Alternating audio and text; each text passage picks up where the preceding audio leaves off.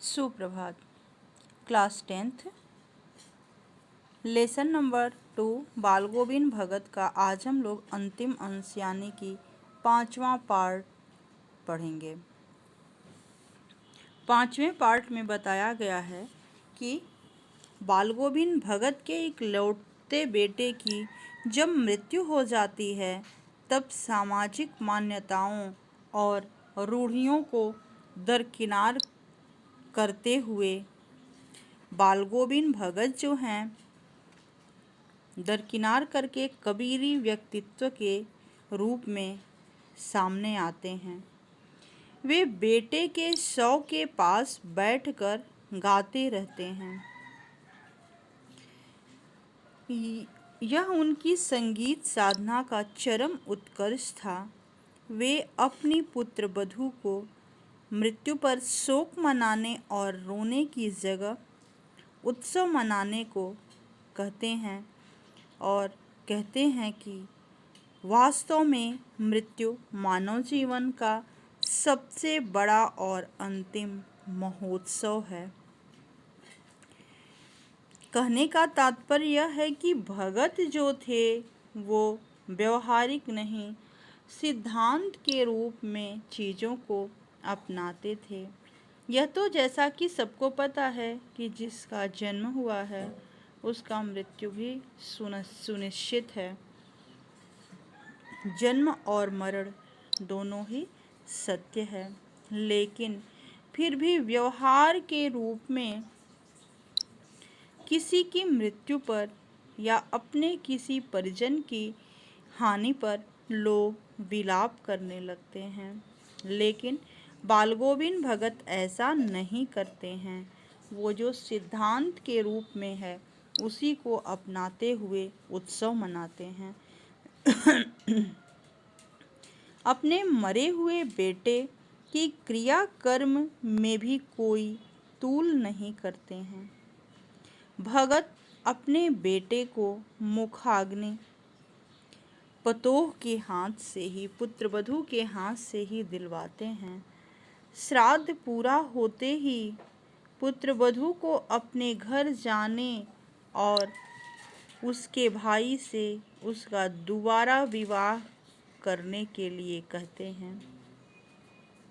हालांकि पुत्रवधू उनकी सेवा करना चाहती थी, लेकिन बाल गोविंद भगत का तर्क कितना व्यवहारिक था कि अभी यह जवान है, वासनाओं पर बरबस काबू रखने की उम्र नहीं है इसकी, और कैसी अप्रतिम निर्णय शक्ति लेते हैं और कहते हैं तू जा, नहीं तो मैं ही इस घर को छोड़कर चला जाऊंगा।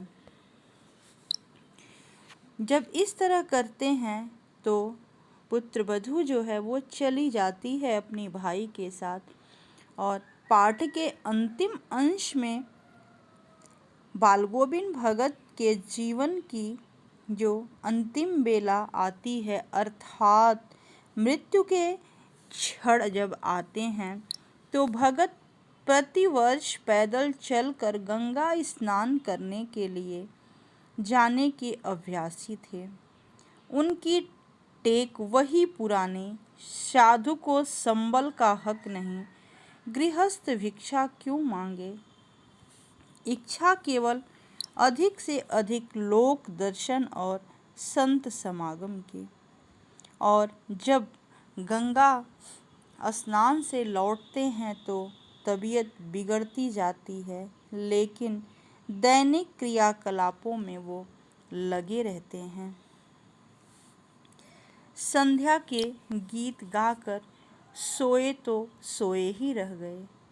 भोर में तीन तख्तेन भुज्य था का जीवन जीने वाला जो बाल गोविंद भगत है, उसके प्राण पखेरु उड़कर अपने परम प्रेमी परमात्मा का संसर्ग प्राप्त कर चुके थे। यानी कि बाल गोविंद भगत की मृत्यु हुई जो है बहुत ही सहज तरीके से हो गई, और जो इनकी आत्मा थी वो परमात्म तत्व में विलीन हो गई। रामवृक्ष बेनी पुरी जी ने बालगोविंद भगत के रूप में एक ऐसे अनूठे व्यक्ति का इस पाठ में चित्रण किया है जो बिल्कुल सीधा सादा और सहज जीवन व्यतीत करने वाला, कबीर की लीक पर चलने वाला व्यक्ति रहता है।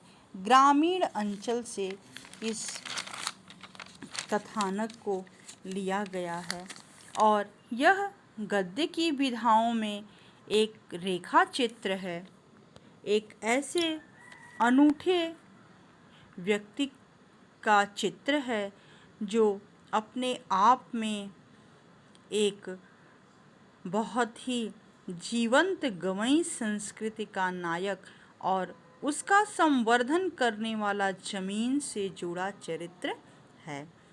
आज हम लोग ये पाठ पूरा कर लिए और अब हम इसके क्वेश्चन आंसर करेंगे। धन्यवाद।